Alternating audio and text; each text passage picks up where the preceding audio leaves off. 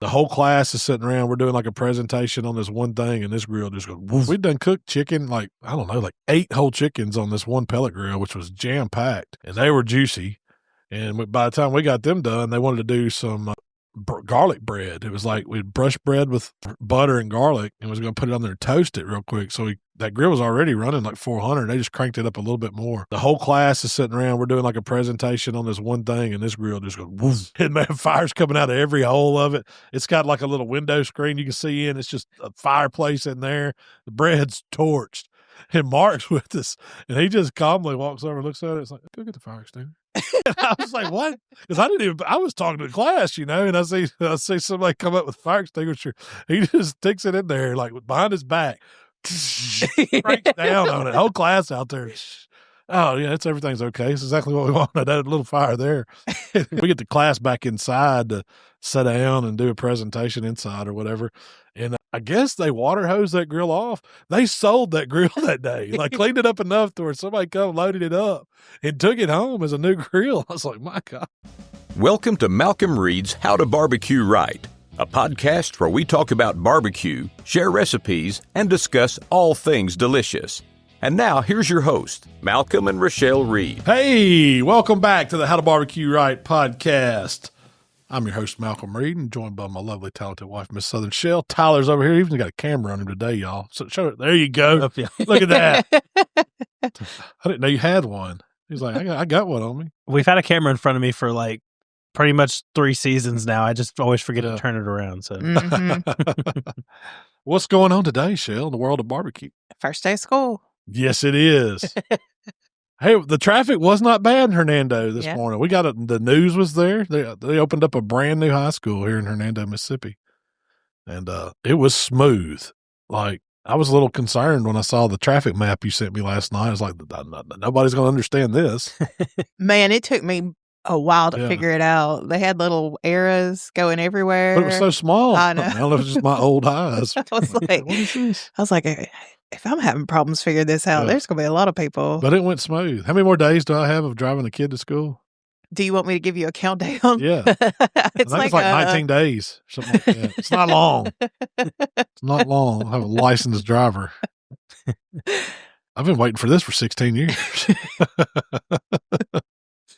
He can go pick you up at the Mexican joint. Whatever, yeah. I need a ride. That's going to be my personal Uber now. Uber and DoorDash, he's it. If you want an ice cream from Area 51, you just send Michael up there to get it. Need something from Kroger? Need something from Kroger, run get some milk. Yeah, milk and bread. So this week you cooked a muffuletta. Yeah, would you say I didn't really cook it? Man, it was good. It was good. Well, you made an olive tapenade. Yeah, olive salad. Olive salad. I did. That was so a muffuletta, if you've never had one, I don't know, would you say it's second most famous sandwich of New Orleans? I would say so, yeah. Would y'all say muffuletta? Yeah. Well, you get the po' boy. You ain't gonna top a po' boy. Yeah. I mean, a muffuletta's good, but it's more of like a New Orleans style sub sandwich to me. And they are mighty good, and they don't have it's not a lot, really. I mean, the way I did it, I bought like one of these round breads, because most of the time you see a muffuletta, it's on a round roll, but I have been seeing a lot of them on like a rectangle roll. It does make it easier to cut when it's in a rectangle, but traditionally they're round. To me, it's not a muffuletta if it's not round. Yeah, I know, because you got to get a little pie piece. Yeah, a quarter or an eighth or half. Surely you couldn't eat a whole one. Do you think you could eat a whole one? Heck no. I'm surprised that's not a challenge. Because it has. Surely it's got to be somewhere. It's got to be, right? Yeah. Eat a whole muffuletta. Man, it's a lot of bread, a lot of meat. Could you eat a whole muffuletta? No, there's Super no way. hungry. Nope. Couldn't do it. I ate probably half of one, but not at the same time. Because I took that, I wrapped up each quarter of that one. And when I got it home, I cut the quarters into eighths. And me and Michael ate on it for a week. It was dang good. It got better. Like when you wrapped it up and it sat in the fridge for a day, it's like one of them Kmart sandwiches back in the day. It just gets better. You never had a Kmart sub? Oh, man. Classic. So, were they pre-made and like sitting there? Yeah. Okay. You could get a Slurpee. No, it was an icy or Slurpee. I can't remember. I think it was icy. The one with the otter on it. But they had icy, cherry and cola. They had big bags of popcorn. They had these sub sandwiches. That's what I remember from Kmart. It wasn't a slush puppy, was it? No, it wasn't slush puppy. Slurpees were 7-Eleven, I think. Icy and everything else. And then but I thought icy was the polar bear. It is, but the Slurpee's not. Slurpee, I don't even know if it had a mascot. We had a 7-Eleven that was up there on Holmes Road. All right, so you made an olive salad. I did. So I took a jar of jardiniere, which is like brined vegetables. They're not really pickled, but it had like carrots, cauliflower, celery, any kind of, it's almost like a salad relish almost, I would say. And you see them a lot of times they have one on the Italian beefs. They'll put jardiniere. Yeah. It's a little different. This one was, it had like tomato, red peppers in it too. They're all like in a jar. And so I took those, drained them. I was just going to say, that's the only brand of jardiniere we can find in our area. I think there's a lot. It's a regional thing. Yeah. I've even found that Muffuletta salad, the olive salad in a jar before. They didn't have it at Kroger, but I've seen it. I want to say Costco sells it. It's really good. It's already chopped up for you and everything ready to go. Trader Joe's has one. They have it too? Yeah. It's really good. But so I bought like some green olives and some Kalamata olives, bought a jar of pepperoncinis, and basically you just drain all that and then you put it in a food processor and you chop it up. And it doesn't have to be like smooth like a tempanade or anything. You just want it kind of chunky. You put it out in a bowl, and I added some fresh garlic and some herbs like some parsley or oregano. It really calls for fresh oregano, but I couldn't find any fresh oregano, so I just used parsley. But oregano would give it a nice flavor. And then you just drizzle in olive oil till you get it the right consistency. Think of making a chimichurri. You just want it, not overly oily, but come together. And then you let it sit till you're ready to put it. And this is like the condiment for your sandwich.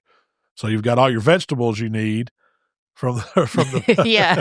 And then you've got your oil, to give it, and the seasonings to give it a little flavor. And you don't need any extra salt. Those olives are salty enough, and the brine from the jardiniere salty enough. So you could season it with a little pepper if you wanted to, but you could make it spicier by adding some hotter than pepperoncinis, but I'd like the pepperoni flavor in it. And so what you do is you take one of your round breads. It's like a French bread that's round. You cut it in half to make a top and a bottom. Most of the time they have like a sesame seed crusted one. All I could find was a black pepper crusted one, which it was good. Yeah, it was really good. And some people don't even like the seeds on it, but typically it's a sesame seed crusted loaf. And you start building it with your meat and cheese. And a muffuletta typically has like a ham or a capicola. Then it has a mortadella, which is like a bologna, like an Italian bologna almost. Yeah, it's got those big chunks of fat in it, and then salami. And so you layer meat, and then you layer provolone and mozzarella, and meat and provolone and mozzarella. You just stack it up. You think of building lasagna. You're just rotating layers of that meat and cheese, and then I like to put some of the olive on bottom and top, but you could just put it on top, however you want to do it.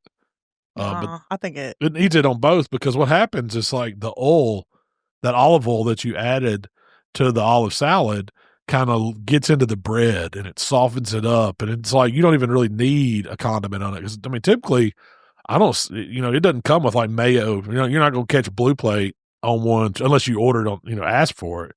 But traditionally, it doesn't have mustard, doesn't have mayo, doesn't have any kind of other sauce or anything, any like lettuce or anything like that on it. It's just those deli meats, the cheese, and the olive salad and the bread. And it really doesn't need it. No, it doesn't. It doesn't. From somebody who puts mayonnaise on every sandwich they eat, like it's. You know what I thought? It's good. So this would be, it wouldn't be traditional, but mix in some of the mayo in your olive salad, because it would give you the oil element. You wouldn't need as much olive oil, and then it would be like a creamy olive salad. And I bet it would be really, really good. Heck yeah. But you could do this on sliders. Like you could do little muffuletta sliders like that too, and build it and toast them a little bit. And that's really good. It's such a good sandwich. Oh yeah. And you could build a big one, cut it into, like you said, 8s or whatever. That's a good little. It feeds a lot of people. Like yeah. It's a poundage to it. That's why I said you couldn't eat a whole one. I bet it's over 5 pounds of meat. It's a big old thing. Yeah. But you could take that to a tailgate. Ready to go. Yeah, ready to go. You can have them wrapped up individual or wrap them up and cut them when you get there. That would look pretty cool if you cut them into those pie section, wrapped them up, and then put it back together to serve it. Yeah. And people just grabbed a section that's already kind of wrapped up. I thought it was a really good sandwich. That was one of the better muffulettas I've had. Yeah, and for a day that was too hot to fire up grills, yes, it does get too hot. That same day, is that the day that I did those burgers? No, you did the burger. After you filmed the burgers. Oh, I got so hot and sweaty. I was like, I can't do it. Like multiple recipes, you're just drenched. You said, I didn't bring backup clothes to change. If you look in the burger video, I'm sweated down. Like I'm working at Mel's Diner. Alice. Nobody's going to get that reference. Mel always looks sweaty. The How to Barbecue Right podcast is brought to you by our friends at Primo Grills. Shell, did you know that Primo is the only ceramic grill made right here in the good old USA? What?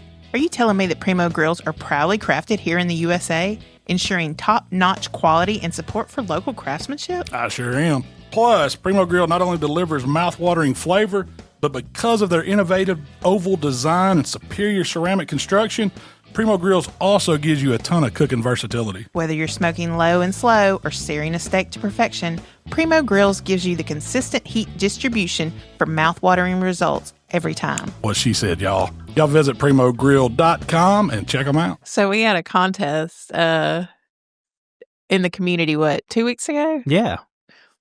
And it was, you want to explain it? Yeah, so we recently partnered up with Green Mountain Grills to give away some stuff. So we've had 3 weeks of giveaways. So in week 2, well, first of all, head on over to facebook.com/H2Q community. We're in week 3 right now. We extended week 3 to 2 weeks. So you have, I think, a whole week after this podcast goes live to enter. And this week, we're asking for the best barbecue t-shirt idea that you have. And so far, there's been some really, really good ones. So go in the comments, and we're just picking a random one. We're not picking our favorite or anything. We'll probably talk about some of our favorites. But then the week before, we asked for the greatest fail you've ever had in barbecue. Great question. And so we wanted to pick a couple of our favorites. So I'll let Shell kind of hit that up. Oh, yeah. I got a whole list. We got a whole list of them? I got a whole list. I wrote down some of my failures that I remember. And there's it's a bunch probably of them. in here, yeah. It probably is, yeah. If it's been done, I've failed at it. I think if you're not failing, if you don't have a good fail story, you ain't cooking. You ain't cooking enough. Yeah, that's true. It's very true. Okay. So Seth, he brought home a used knockoff Weber kettle.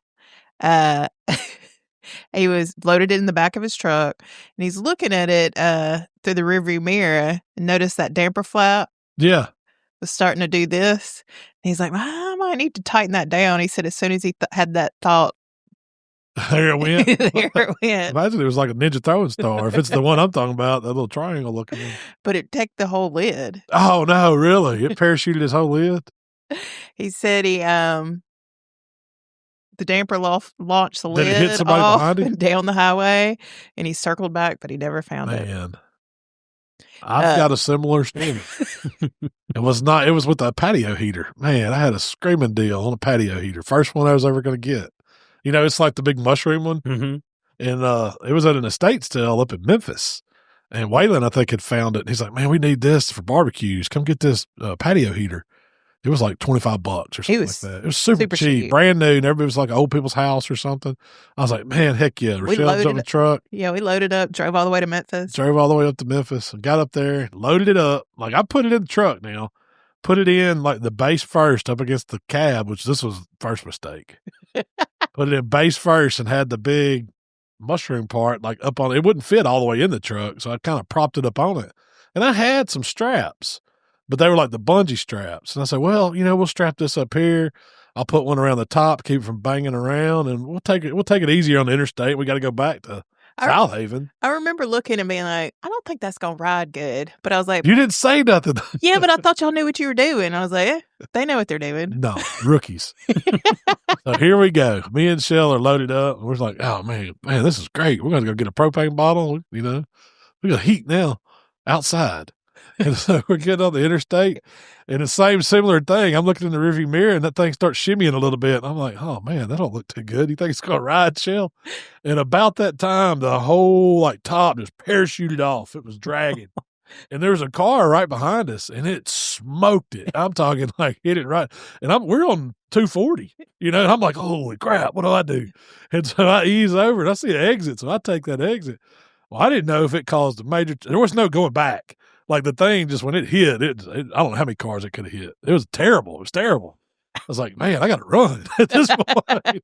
So this car ends up like coming up behind us and chasing us. And we're going down Poplar now, and I'm rolling, I'm glad there was no cops. We were kids at the time. Now I'd have pulled over. Oh, yeah, yeah. I don't even know if I had insurance. Sure I did.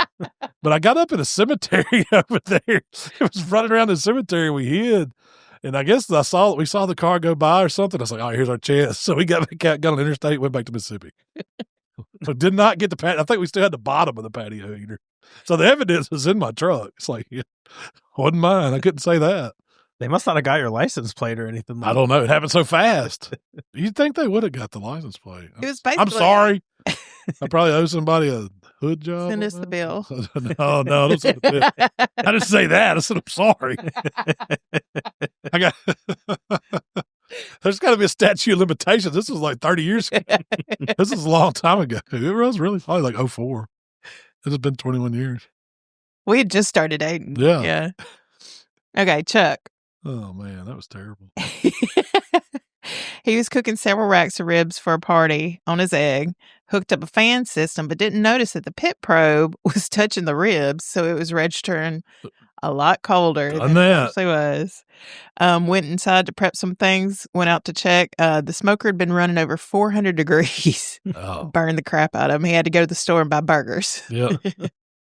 I've done that to where you don't know it. Even like in a stick burner type pit, that probe sticks out about, 4 or 5 inches. If you got it loaded or something's right in front of it, I've run it right in the butt. It's like, man, this thing just won't, you got to put some heat to it. Let's turn it. Let's get the airflow right. What's going on? You don't think about it. You open up the thing and you're looking. It's like, man, everything looks right. And then I noticed there's like rub and stuff all over there's a hole in the butt. I was like, oh, man, I've got this like fireball. It's hard to get one back down. Jeremy said, have you ever been at the SCA World Championships competing and you're reading the rails on your grill grates, shooting it? Yeah. And you just can't figure out why the temp isn't rising. You're adding charcoal. You're trying to get it up there. About the time you get it to a good old fire, you realize that your infrared was reading Celsius. Oh. He said, yeah, me either. Yeah, me either. Man, I ruined Mark's grill at a SCA one time. He was you know how we used to heat our butter up that we were going to finish with, a brush? Yeah. Basting butter. I didn't realize it, but I mean, I should have. My butter container was plastic. And his grill was sitting beside me, brand new PK. Like, I don't know if it might have been his first cook on it. And I was doing my thing, setting mine on, using his as a prop, And then in about that time, I noticed something dripping all down Mark's grill. And to this day, you could not get that. But it just melted the whole bottom out of it. Lost all my butter. Like just coated the top of his grill. Brand new PK. There was no getting it off. Like that stain cooked into the grease stain cooked into the top of his grill. Once I dropped a prime ribeye with the biggest, most beautiful spinalis I've ever seen on the ground when I was trying to flip it. Oh, man. Because, whiskey. That's when you get the water hose out. It ain't going to hurt it. I'm going to wash that dude off and put it right back on and re-season it. He said I cried a little bit. Yeah. We've dropped whole shoulders right before judging. Had to doctor them up. It happens, man. I'm telling you, if this stuff ain't happened to you, you ain't done enough of it. You remember dropping the whole shoulder, like the whole rack of them? Because you used to take them out of that old backwoods. That was one of mine, a backwoods one. But you had the backwoods is like you needed 2 people to do it. Yeah, that rack was real. Yeah, and you'd pull it out, and man, it was teeter-tottery, and there they went, comp shoulders on the trailer floor right before judging. And we had to pick them up. We just garnished everything, reglazed them, put some rub on them. They never knew the difference. But the backwoods, that's some of my biggest fails is not cleaning a backwoods. If you want to get into science experiment zone, just get this temperature right here, cook on one, leave that water pan full, and just shut it down and leave it for a week or 2.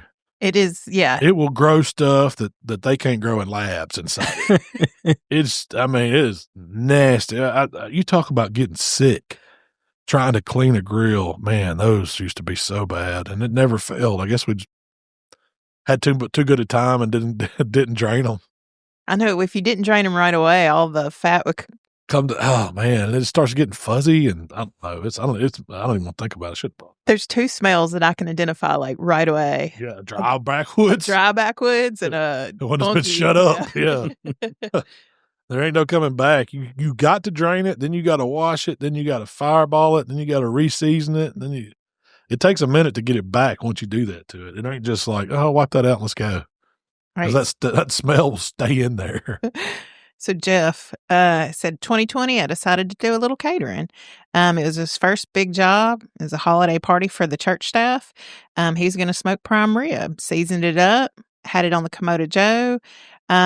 Everything was going along perfectly. So he decided he wanted to crank up the heat a little bit, make a good crust on the outside. So he opened all the vents wide, went back inside for a few minutes. When he came out, there was flames shooting out the exhaust and the top. All the fat drippings had caught fire and pretty much ruined that $200 piece of meat. What would you have done in that case? He said he scraped all the burn-ins off. That's exactly what I was thinking. We've been doing a trim job real fast. Sliced it up, and everybody told him how amazing it was. How smoky it tasted. Yeah, they really liked it. How'd you get that flavor in there? Well, you see. I don't have a burn-up one. I've got one that was, do you remember we were, I was going on a fishing trip with Waylon, and we were supposed to cook a prime rib. Well, I forgot that I was the one that was supposed to cook it to go because we were going to take it over and have it for dinner that night. Well, I put it on, and we were leaving in 45 minutes. And I was like, man, what am I going to do? So I took it on the egg, fireballed that egg up. I mean, I don't remember how as hot as I could get it to go. Shut it down, stuck that prime rib on there, and put a probe in it. Man, and it didn't get up. It was like 101 maybe, like right at 100 degrees before I had to take it off and wrap it. And so I told Wayne, I said, man, I'm sorry, apologize. I forgot to cook this thing. I got it this far. We're going to put it in a cooler, wrap it up, and we're going to drive it 3 hours over to the river. And I took one of my little, that Pit Barrel Junior that I had. It's a little small drum. And I was like, well, just when we get there, we'll throw it on it. In a couple hours, we'll be able to eat. It'll just take us a little bit longer. Well, I didn't leave the probe or anything in it. Well, so I got it up to 100, stuck it in that cooler, put it back in the truck. By the time we drove it over there, that dude was 125. And it was like, we got it out, we was unwrapping it. And I said, well, let's put a probe in it, get the pit barrel fired up. And I stuck a probe in it. I was like, oh, man, it was like, it got done. And that's when I figured out that's a real prime rib method to it's like 500 degrees for so many minutes per pound. And it's like 2 or 3 minutes per pound, how many ever it is. And then cut your oven off and just leave it in there. And then you come back and it's done. Well, the same principle happened to me, that the cooler just held it enough to where it had so much heat built up from the outside that it must have went to the core and raised it up to where it was money. So we didn't even have to. No, we started up that grill and cooked some corn on it. I mean, for real, it was like, man, that worked. So then they wanted me to cook it and do the same thing, try to bring it back over and time it where it's right. It was a fail. It was a total fail on my part, but it tasted. Yeah, it was fine. It was perfect. I mean, sometimes a fail works in your favor. You don't mean to do it, but it happens. I think when you hold big cuts of beef like that, they get so much better. Yeah. Brisket's one of the number one ones that does. Matt smoking a whole chicken on his Pit Barrel Junior. He made sure his hooks were in there real good. He was hanging it, double hooked it. Smoke was rolling. He knew he needed about 4 hours to get it done. And about the halfway mark, he goes and checks on it. And you know what happened? Oh, yeah. Chicken was torched sitting in the coal basket. He still can't figure out how it felt. Do you remember the ribulator I had? Yeah. You talk about a failure device. I've done that so many times, just dumped every tray. It was basically like a carousel for ribs, right? I cooked chicken in it. Yeah, we cooked chicken on it. But it went around, it was like 4 or 5 little long, about the rib-sized trays. And they went on this spindle that went on a rotisserie rod that could go on a Weber, a drum, whatever kind of grill that you could set the. It had an extension. Yeah, that got it up enough. Yeah, and that's what that gave it room for the height on a Weber grill to circulate. It's like a little band about 6 inches wide that you sit on there, and then you put the lid on top of that. And one little mishap, one would fall and it would just break all of them off. And that thing was like a carousel. Yeah, it teeter-totted the whole time. It didn't just, if it would have stayed fixed, it might have worked. But man, I dumped ribs and chicken in the bottom of a Weber so many times. But the problem was I had the coals in those little baskets. So it was just nasty ashes right in the middle, and they would just fall down in there. And God, what are we going to do? Go to the sink, wash it all off, water hose, re-season it, put it back on. That's the answer for that. It's not give up. Well, I guess I ain't turning in today. No, we're going to turn something. Shane said many years ago he proudly smoked his first turkey on a pellet grill, only to find out later that he should have removed the giblet and the neck pack from the bird. I'm guilty of that too. Find it when you're carving. It's pretty strange. It's like, what is this? You hope nobody's watching you. It's not one of those Norman Rockwell moments where you're at the table doing it. You pull it out and the bag's off in there, and then the neck, you stretch it out. Comes out. I mean, I bet you it really gives you flavor if you think about it. All those giblets. I don't know about the bag. Yeah, the bag probably does. If you just put all the innards and stuff as it breaks down, it's going to give you flavor. I feel like this one's a universal one. Ethan said deep fried a turkey. It came out black and burnt. Yeah. He said meat was still tender and juicy, but the skin was awful. Yeah. I feel like everybody who's fried a turkey's had that experience. I'm trying to figure out what's the recently burn up those. Remember when I was working on the recipe for those Greek style ribs on the Primo? Yeah. I burnt the crap out of a set of ribs on that, jacking around. And it was fast too. It's like they were looking perfect. And then when I put them in the wrap, I guess I didn't put enough stuff in there in the wrap. And you didn't flip them. And I didn't flip. Man, you talk about nuked the money side of the rib. It's all right if you mess up the underside. You can kind of cover that up. But when it's the top side, there's no coming back. And it just turned them black and crunchy, man. You've done a turkey that way, too. Yeah, I've done you tried to do a beer can turkey. It was on a Foster's can turkey, yeah. Oh, that was a video we didn't even get to release. Oh, no. I don't even think I ever went back. I was like, gave up. I was like, I'm not going back doing that one. We redid the Greek ones. I finally got it right. Yeah. Cheryl said one Christmas her husband wanted to smoke a brisket, and she said, let's have a backup plan. And he said, don't need one. Don't need one. Oh, yeah. Pull his man card out. He said the plan was to eat at 12, and we finally got to eat about 4. That's pretty good. It's not bad odds. Yeah, it's not too bad. It's one of those 9:30 p.m.s that you want to eat at lunch, and it's still 10 o'clock almost, and the brisket ain't done. And this one's, I've done this one before. Kenneth said he's never really burned his food, but one time he was going to do a brisket overnight on his pellet grill, got it all seasoned up, got it on the pellet grill, went to sleep, and woke up to a frozen brisket. It was wintertime. It used more pellets than he thought. It ran out. And he said it must have ran for an hour or so and shut off. I've had like the power glitch do that to me. And you woke up and they're still sitting there like, hey. And you know they've been in the danger zone too long to even try to cook and chance. If it was still frozen. If it's still frozen, I don't know. Outside, it's still. If it's that cold outside, I don't know. Man, if it froze it back, like was it thawed and it froze on the grill? Oh, man. That's terrible, ain't it? God. A lot of these are like Christmas morning, Thanksgiving, when you don't want to have the fail. Jerry said Christmas morning several years ago. I've been to holiday cook for my family for years, and I've always, roasted prime ribs in the oven. And this was his first time to smoke one on his first pellet smoker. So he tried a high heat sear and then was going to reduce the heat to finish the cook. But a dirty smoker and the high heat resulted in a fire that sacrificed everything. Everything. That'll get you every time. I recently had that one we talked about. I don't know if we talked about it last week, but it was one you brought up where I did it at in Arkansas. Oh, yeah. Somebody said, I guess we're calling it pulling a Malcom now. Yeah. Well, I was going to say, we did it in a class one time. Do you remember that? We were cooking at a class down, I think it was in Jackson or somewhere. And, it was like a loaner pellet. It wasn't even one of our pellet grills. It was one of the shop's pellet grills. Yeah, they said we got a pellet grill. Yeah, it's like, it's ready to go. So we'd done cooked chicken, like, I don't know, like 8 whole chickens on this one pellet grill, which was jam-packed. And they were juicy.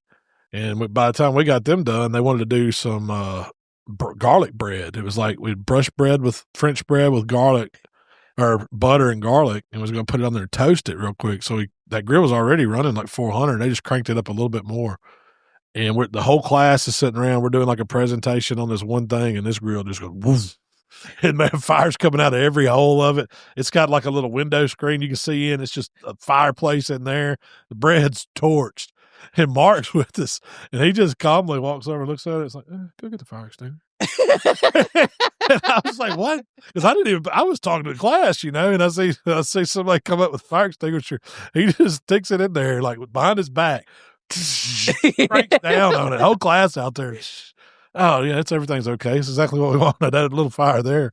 It turns around. I look at that grill, and it's just new. Man, this looks horrible. They got to get the bread off of it. And we get the class back inside to sit down and do a presentation inside or whatever.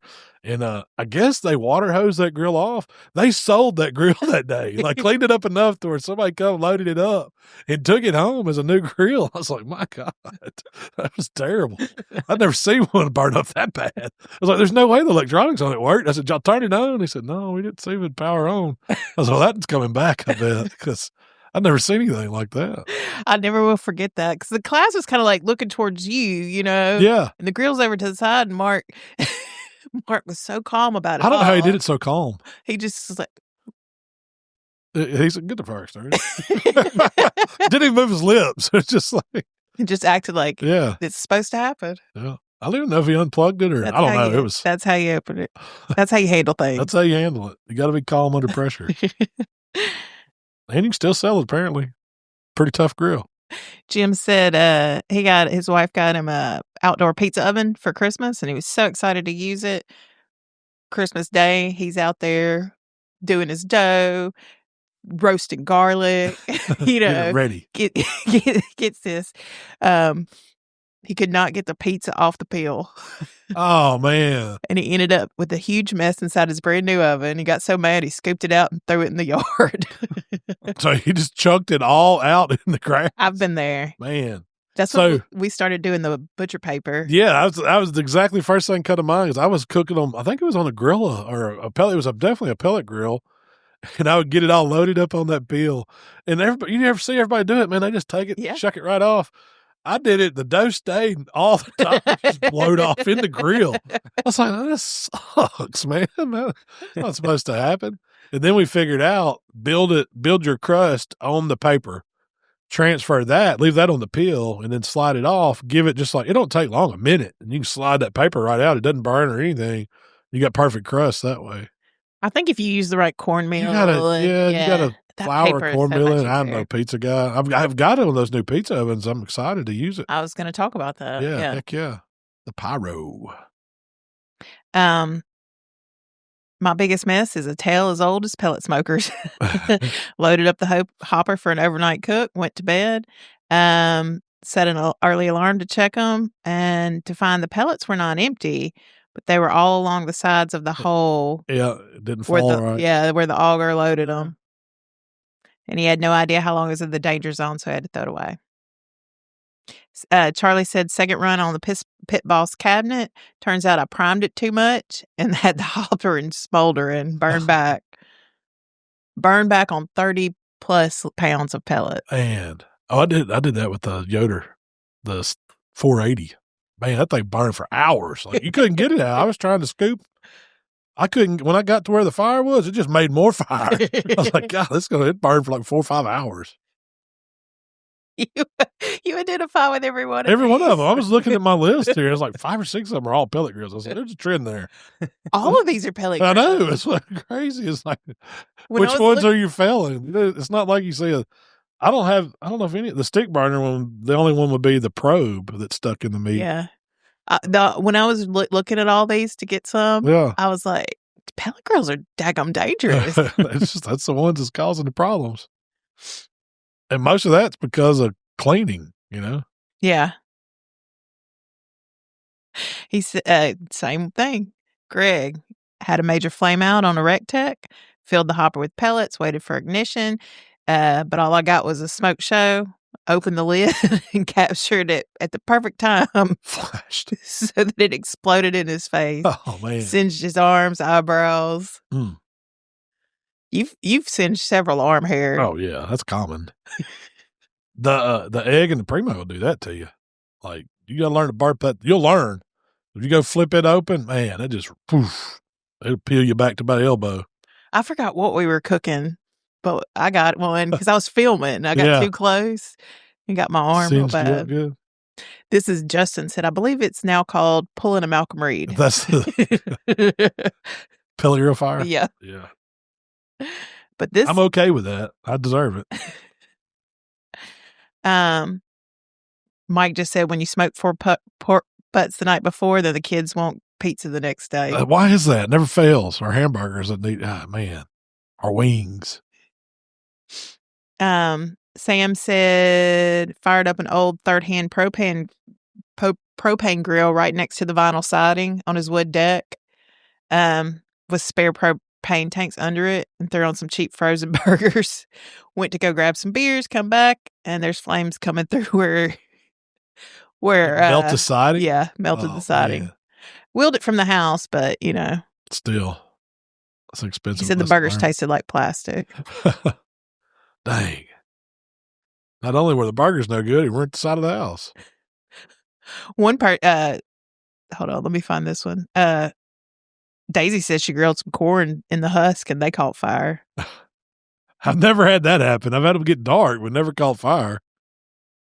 I wonder if you put them out, just soak them a little bit, just drench them with water. I don't know. Corn's probably all right.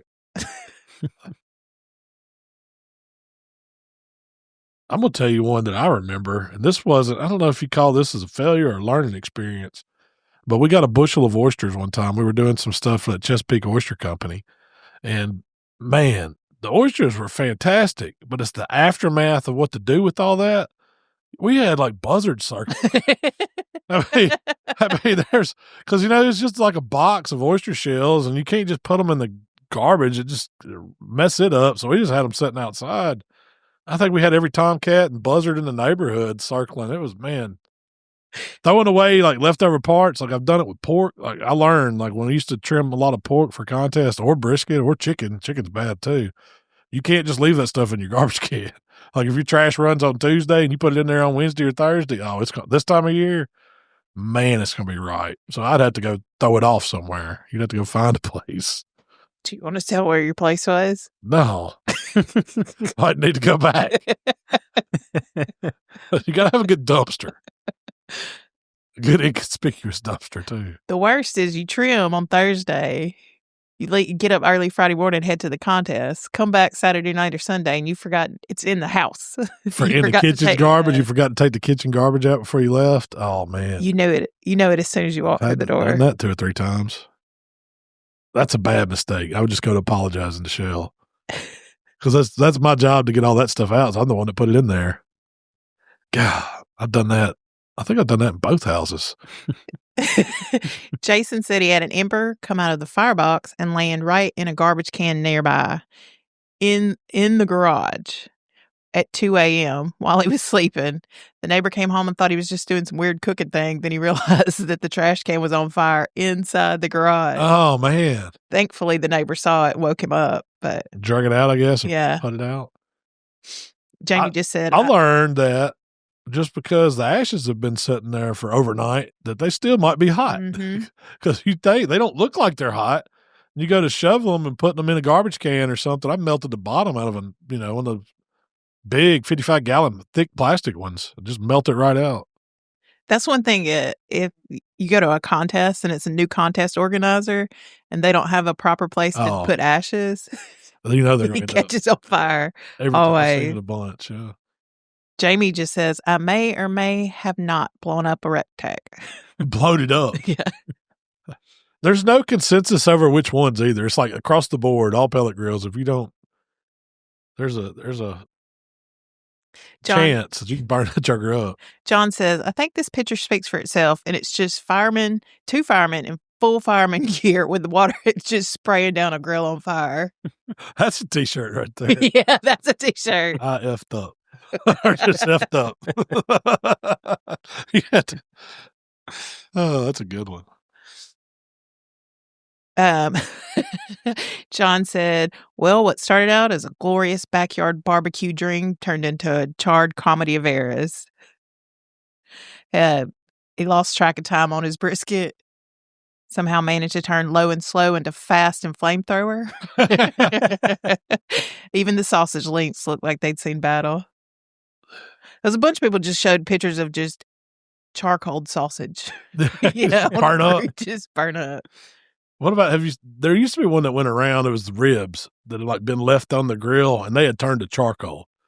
And that was an old picture that I remember seeing for years. And that was always one that, somebody either just, and we've had some stuff like you forget a slab on there, it's dark or something. They end up in the back corner of the smoker. And then the next day you find them and they just like petrified, It'll just cook every bit of moisture out of it. It literally is charcoal. Yeah. So those are some of the barbecue fails. Those are some good ones. I think we've all had them, surely. Like you said, if you haven't cooked enough if you hadn't had some of these. Yeah. Tyler, you hadn't shared any of yours? I know you got some good ones. Tyler's got some. The one I've learned recently, so I within the last year got a Primo, and I didn't realize like how important it is if you're not going to cook on it for a really long time to make sure you open your vents. Because I had all the vents closed or whatever. I went to go cook, I think steaks or something like that. It'd probably been like 3 or 4 weeks since I had cooked on it, opened it up, and there's just mold all over the place. And it took me probably an hour and a half to clean that before I was able to even. Yeah, that is, I try to always remember. The habit is, we want to shut this thing down because I want to save that lump coal that's in there to cook on it again. Mm-hmm. And you don't think about it, but it does trap some moisture in there. And then if you don't come back and let some air flow through it, I learned that the hard way. I got my egg fuzzy several times. Hadn't done it to Primo. I've learned, like, go back, open that dude up, let some air get in there. That's what I do now. Same thing with the backwoods. Same principle, yeah. You got to prop that door open. And then the only other one is I was cooking a Wagyu brisket on an overnight cook in my dad's Rectech, and I mean, everything went great with the brisket. We took it off, but it was sort of like a dinner party we were doing, and he does something called huli huli chicken, just like a Hawaiian chicken recipe. And I told him, I was like, do not cook on that grill yet. Give me a second to get out there to clean it. And he was like, all right. Next thing I know, I'm doing something inside, and my wife comes inside. I was like, you got to get out there. You got to get out there. So I turn the corner, and all I see is my dad, like, standing back from the grill. It's on fire. And I was like, what are you doing? And he was like, I'm cooking the chicken. What do you mean? And he was like, you told me to put it on. I was like, no, I told you to wait. And it was just engulfed. But we were able to save the chicken. I got it all off, and we just threw it on the Blackstone instead. And then you cleaned the grill? Yeah, then I cleaned the grill. It was That's always fun. That's one of those things that's like, don't do this with a pellet grill, but you got to do it. You're going to do it. You're going to do it.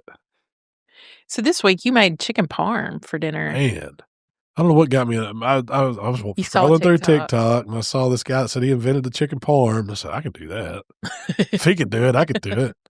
Man, it was good. I've never made it like from scratch. Well, I cheated on the sauce. What did I use? Rose. Right. Yeah, I don't want to say it. Rose. How do you say it? I think it's Rayo's. Rayo's. Yeah, I used Rayo's sauce that you doctored up with sauteed up some onion and garlic. There's no point making your own sauce. No. Get you a jar of a good quality sauce you like, chop some onions, saute them in butter, add your sauce, add a little beef stock, I think, or beef concentrate. That's what I use. Flavored up Italian stallion. The garlic. Pinch of sugar. Yeah. Anyway, Shell ordered, like, from Kroger, it was like pack of 3 big chicken breasts. So I cut them into cutlets, and it made, like, 2 of the chicken breasts had monster tenderloins in them. So I pulled those out, set them to the side, took the breasts, cut them in half. So I had like 6 big cutlets and then 2 big tenderloins that I butterflied. And then you just put them on a cutting board with some plastic wrap and pound them out, kind of flatten them out some. And then I made me a little dredge with some seasoned flour, Italian stallion and flour, and then some eggs, and then some panko. Crusted them up. So what'd you do? Flour, eggs, panko? Yeah. And then just breaded them all and worked in batches because it was a lot more than I thought it would be. 3 breasts. I was figuring that's what we normally would eat for dinner is a chicken breast. And, man, it made so much. But then a little bit of olive oil in the pan, just enough for it to not come over the sides of the chicken cutlet, and just kind of medium heat, fried them. Just got the oil good and hot to where, kind of get them golden brown. Took them out on a wire rack and drained them.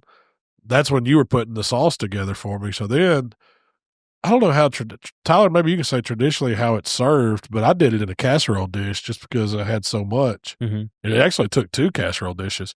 I would put some Michelle's sauce in the bottom of the dish, lay your crispy chicken cutlet down in the sauce, top it with a little more sauce on top, just like a ladle. Did you? Yeah. Okay. And then a little bit of Parm, and then some sliced cheese. And we had some shredded mozzarella, but we had some of that just the like private selection Orlando Lakes white American cheese. Mm-hmm. Man, it was so good. Mixed with the mozzarella. You laid that over each piece, got like 2 slices of cheese and a handful of shredded mozzarella. And I think we'd Italian stallion over the top a little bit. You put them in the oven and bake them till that cheese is just all melted. It encapsulates it. And it gets all, I don't know, brown and bubbly and hot. And then I boiled some spaghetti and tossed it, like as soon as you drain your spaghetti, throw you about, I don't know, 2 or 3 tablespoons of butter in the hot pan, and then put a ladle or 2 of sauce in there, throw that pasta back in there, put it over a hot eye, and just stir it till all that butter and sauce is incorporated into those noodles. And to serve it, you just take a big kind of swirl of those noodles and put it in the plate, and then lay that chicken parm over it and hit it with some more pecorino romano. And man, you talk about a dish. It wasn't barbecue, but God, it was good. It was really good. And the whole thing took less than an hour. Like, I started on it pretty early. He was like, man, are you in there making dinner? And I didn't know how long it was going to take. I never done this. But it only took like 1 hour. Yeah, it was like 3:30 in the afternoon. We ate it. We were eating it like 4:30. Yeah. I mean, it was that was an early dinner. I thought it would take me to about 5 or 5:30. I thought it'd take a couple hours. It was really, It was really fast, yeah. So tell me, how close was I to making chicken parm? That's how I would do it, I think. I mean, in a bacon dish. I mean, I've never tried the Land O'Lakes white American cheese on there. It's what we had. Yeah. Yeah. Normally mozzarella or like a fresh log mozzarella on top. Yeah. If you're looking for a little bit more of a fresh flavor, but no, I mean, that sounds pretty. I think we ordered mozzarella slices, but we got shredded, and I was like, that's not enough cheese. It was just 2 bags, like, I don't know, 4 cups. I was like, no, this made way more. It would have been enough for three of them, but it wasn't enough for that much. But I think the white American gives it a really good flavor. That was, And the white American traditional. melts really good. No, it wasn't traditional. But the way it melted over, it's like each one of them was just smothered in cheese. And then the mozzarella was on top, so it had that pizza look. You know how just melted pizza looks just right when it comes out of the oven? That's how it looked on top. Speaking of pizza, you got a new Grilla Pie-ro. I do. Man, that thing's awesome. Is that what we're giving away? Yeah, so We got one we're giving away? yeah, in a few weeks we're going to be giving one away. So Oh, in a few weeks. Never mind. head on Yeah. over to the. So I got to work out some pizza recipes. Yeah. But we tried it with some frozen pizzas yesterday. Yeah, it's awesome, man. You turn that thing on, it's a pellet grill. It's got a little control on it, just like your pellet grill, little hopper that flops up. You put your pellets in there, and then on the side, your box is a pizza stone, and one of the buttons is rotate. So you hit that button, and it makes that pizza stone spin as it's cooking, so you don't have to turn your pies. And then in the back corner of the little oven area, there's like an open. That's where your burner is, because you can see the flame shooting up there. So it has that brick oven pizza look to it. And I'd say it has the taste. yeah, a little yeah, it bit, has. too. Yeah, you get the taste. It's good. It's really good. So I mean, what was that? A DiGiorno? I did a DiGiorno and I did a Baron, and man, they were both good. Mark said we didn't have it hot enough. Yeah, he said you want to cook it 700. I only cooked it like the pizza. First time cutting this thing on, I didn't do a burn-in or nothing. I just turned it on. The pizza box said 425. Put it on 425. It shot up and stabilized back down. I mean, how fast? Man, it got hot quick. Mm-hmm. Yeah, I mean, it was like 10 minutes. Yeah, 5-10 minutes. Yeah. But Mark, he did tell me that I need to, he heats his up for 30 minutes to get that stone super hot. That's Because if I had to say one thing, the frozen pizza didn't get as crunchy. The top was perfect. The edges were perfect. But the bottom didn't get as crunchy. And I think it came with like an infrared gun to shoot and I didn't read no directions. I'm a man. Just turned the J. I said, yep, that looks like power. This looks like how you do the menu. Let's go. But you probably should shoot the stone to make sure the stone's getting hot. But next time, I'm going to work on some probably next week. I'll do some pizza recipes. Now, I don't know if I'm going to make I ain't got into if I'm going to make dough, if I'm going to try to buy dough balls yet. I say buy dough balls. For this first go, I want to try out some Bobby T's stuff.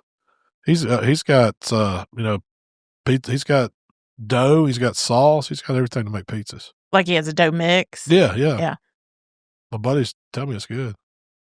Did you see the video I sent you of the big rig burgers? Yeah, there's a pontoon, 18-wheeler on a pontoon selling burgers. That was awesome. It's like a food truck on a pontoon. It's a lake food truck, a food boat, I guess. Yeah. But it was in the shape of an 18-wheeler cab. He beat you to that idea. Yeah, I was going to do. White River DJ. Sell hot dogs and nachos and play music. Did you see somebody posted that about the Duke's Mayo slices? I did. That's not real, is it? Can't be. But it's a good idea. Yeah. I'm just trying to think. The only thing I could come up with that it was a logical solution for is like if you go to the beach or something like that and you don't want to have to like have a squeeze or a spread. Yeah, like but it's got to melt, once you take it out of the fridge, it's got to start. Yeah. It has to, right? It would have to. But it looks so thick and perfect. It looked like the perfect ratio of mayonnaise to bread. You lay that square on there. Duke's got so much publicity from that. I know they're working on it now. Yeah. They can figure it out. People would buy that. I'll see it. I mean, not from Duke's. Yeah. No, it better be Blue Plate. Right? Better be Blue Plate. It's probably not even good. It's just a good idea. I like to get my schmears from Blue Plate. Perfect, yeah. The best mayonnaise on the planet. It's quality mayonnaise since 1927. Made with real egg yolks still to this day. No fake egg yolks. So, Mount, I got some questions for you. Oh, right. That's what I like. This is just kind of funny. Ian posted, if Malcolm needs a Premier League team, he definitely needs to follow the Spurs. The Spurs? Yeah. What town are they from? I don't know. San Antonio. Okay. That's what I mean. That was obvious. I don't think they have a San Antonio, UK, do they? The Spurs. I can remember that, though. That's a good one to remember. They're in Tottenham. Oh, it sounds like a good town to me. That's my team. That's my Premier League team, the Spurs. But the comments, according to Ian. But the comments underneath it, somebody said, "Bet a guy like him knows nothing about soccer." Yeah, that's the only one I've seen on Ted Lasso.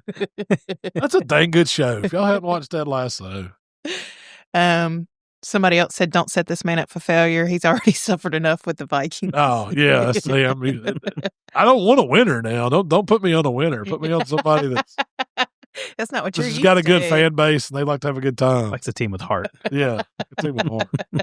He likes disappointment in his life. But there's always a chance.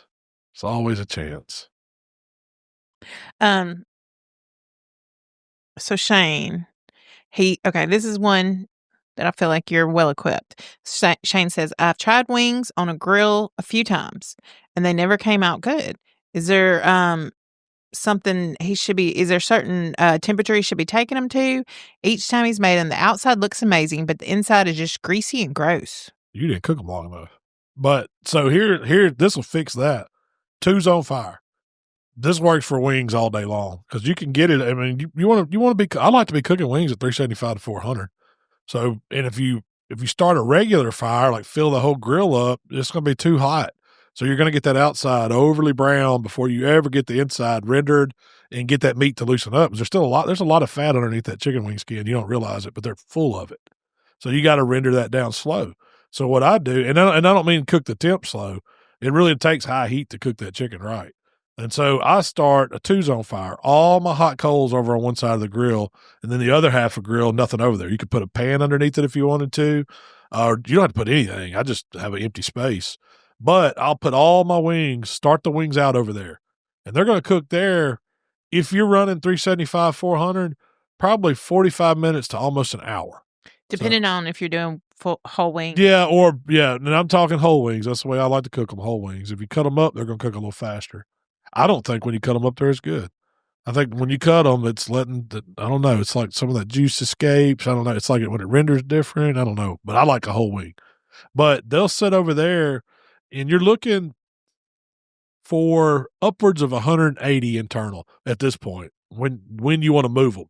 Then by the time they've stayed over there 45 minutes to an hour, your coals should be really good, still hot, but they ought to be ready to sear without having to add anything extra to them. And that's when I'll move them in batches and sear that outside skin. So once you set them over there, you're going to notice that skin starts bubbling and popping, and it may start shooting juice out.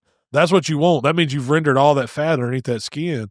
Then you just brown it up, and it takes, I don't know, about 2 minutes each side maybe. But watch them. Don't walk off when you move them over there on that hot side, because there's a lot of grease in there. When it starts coming out of that chicken wing, it's going to make that fire pop up. It's going to give you good flavor. It's going to get your texture right on the skin. The color's going to be pretty. And more importantly, the inside is going to be properly rendered, and it's going to be tender and juicy. And that way you can take that bone and break it and pull those little bones out of the flat, and it's just pure meat. And the drum it's just perfect. And you get that grill flavor. And you get that grilled flavor. And then you can toss them in whatever sauce you want at the end or whatever. But that gets them there. And you're really looking for a higher temp than you think. I mean, I'm not scared. If a wing gets to 198, 200, I'm not scared of it. Now, I ain't saying take them to like 215, 220. They'll be dry. They're going to get to a point where they dry out. But there's so much internal fat in that skin on that wing that it can take a higher temp. They're done at 165.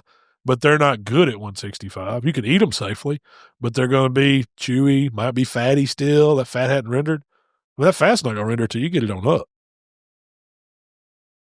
So Josh, sorry.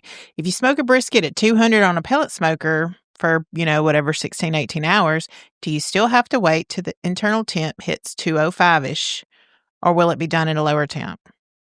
And Bill said, someone please explain how the hell a cut of meat at 200 degrees would ever reach 205. Yeah, well, I can't explain that. I'm no daggum scientist. But I do know that when you slow one down and you cook it low and slow, that it finishes way sooner than one that's been cooked at 275, 300 the whole way. Because I don't know if it has something to do with the way that fat breaks down. The meat fiber, like there's that collagen slowly melting at lower temps, and it just melts. Like it's hanging out there and it takes hours to get it to do it, but it might be done at 185, 190.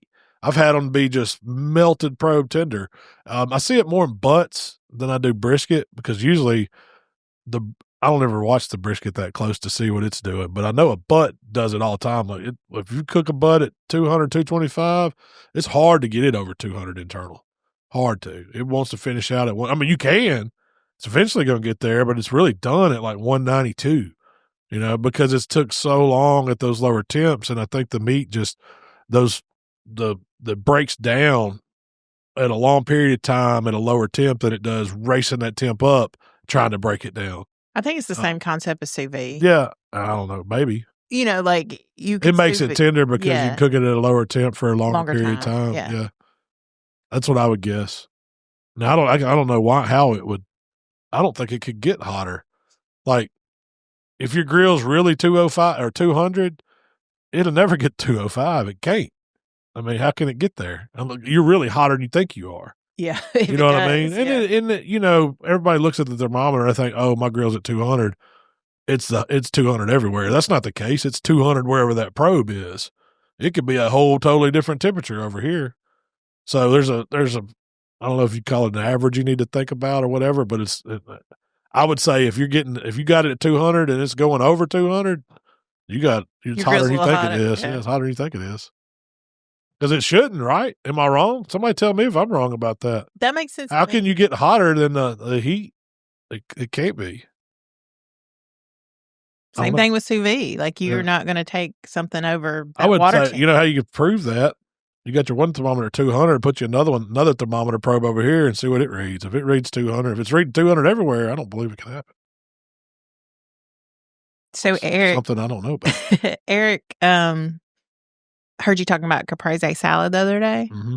He wants you to try a sweet corn caprese salad. So tell me about really this. Good. It's sweet corn, like cut off the cob, cherry and grape tomatoes, mozzarella pearls, green onion, fresh basil, and Italian dressing. I'm making that this weekend. And you could, season it with Italian stallion. Love it. But Love it. Sweet corn caprese. That sounds. Do you still do like the balsamic drizzle? And I mean, I don't see why you couldn't. He didn't say, but you do you, baby. You do that. I'd probably do it on the plate. I wouldn't do it in the whole bowl because it's going to look kind of rough when you mix it all up. But it's sweet corn time. Yeah. So what did he dress it with? Was it Italian dressing? Okay. Which you could probably just take an oil and vinegar and mix it up if you want to, you know? I was thinking, man, how would that be creamy? I don't know if that'd be good creamy or not. I start thinking about mayonnaise every time I start thinking about salad like that. Like corn salad to me has mayonnaise in it. Yeah. You know what I mean? Man, you did some corn the other day that was fire. It was just corn on the cob. I saw a TikTok on that. So how'd you do it? Is it a TikTok recipe? Or? Yeah. She took, a bowler, added not quite enough water to boil the corn, but then she added a cup of milk and it was 1 or 2 sticks of butter. Oh, really? Yeah. Wow. And, that's why that corn was so good. And you salt it. You like, make really well. cream butter corn on the cob. I did. Because I didn't see you cook it. I just saw it on the table. I was like, man, this corn is awesome. You didn't need any butter. No, you didn't need anything. No salt, anything. It was just ready to go. So, yeah, I got my water good and hot, salted it, had it boil, and then I added my milk. Man, maybe it was just 1 stick of butter. I don't know, but it was good. And then you boil the corn in that. I got a surefire way of boiling corn. It never fails. I started out like you bring a pot of water, big pot of water, and you put a tablespoon of salt, tablespoon of sugar, and like the little cap of white vinegar in the water. And you bring it to a boil and you put your corn in it, like already shucked and everything, once it's boiling, and turn it off and put the lid on it. And you let it set a timer for 10 minutes and then take it out. And that'll be some of the best corn you've ever ate. It does pop. I don't know. That vinegar does something to the kernels to where it makes them just bursting with flavor. It's like they almost want to pop.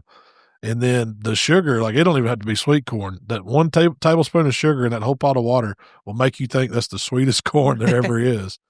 I saw it like this was an old Iowa farming forum back in the day. I was just like, I don't know what I was doing. I was looking up how the best ways to cook corn on the cob.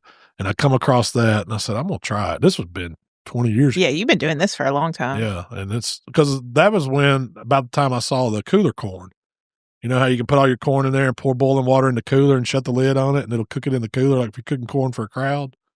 That was why I was looking. I think we were cooking corn for a crowd or something. I found that. And I was like, man, that's a game changer on cooking. You can take field corn and do it, and it makes it as good as sweet corn. Haven't you done it in a cooler before? Yeah, I've done it. We were cooking it for a bunch of people, like for a class or something. Marty, he's asking for a friend. First-time pellet grill user. He said his ribs got burned after wrapping them in foil. Temp was 275. Oh, so that's kind of what I did when I was talking about those Greek ribs. It was way hotter than you thought it was, is what I learned when I did it. Like, yeah, that pellet grill says it's 275. You don't realize how hot it is that close to that diverter. It is way hotter than that. So if you had anything sugary in there, or if your rub had a lot of sugar in it, or if you didn't have enough moisture in there, I think that was my problem with those Greek ribs. I didn't put enough moisture. And it just nuked them. But I was right on top. I was on the Primo, but I had the deflector plate on there, and the grate was really close to it, and I had a roaring fire. And I thought I was 250, 275. But it was way hotter. So the way to get away with that on a pellet grill, some of them, like I cooked the best ribs on a pellet grill raised up one rack. So you can elevate them a little bit further from that heat diverter or put you something else there to get your ribs up away from it. Especially, it's not as bad when you don't have them wrapped because you can turn them and see what they're doing. But I guarantee you it's something, it was so hot that it was right there that it over caramelized everything, or it didn't have enough moisture in there, or was way too much sugar and something to do that. But that's what it was. And it's more than likely it's the temp. That's hotter than 275 that you don't just because it's up on that. Most of the time those probes are up on the wall. Clip you a probe down there at grate level where you got those ribs wrapped and see what it's reading right there. Or put it underneath the rack right above that deflector. And you'll be shocked. I bet it's like 350, 400 degrees. I mean, it's hot. It's real hot. That's why they make those shelf set them too, though, so you can raise it up a little. Keep it from burning. Yeah. Like those Yoders, they cook better on that second rib rack. I cook way better, like texture-wise and everything, up on that second rack than I did right on them. So that's just, don't be scared to use those racks on them. Scotty, he's cooking 6 beef tenderloins for his daughter's wedding.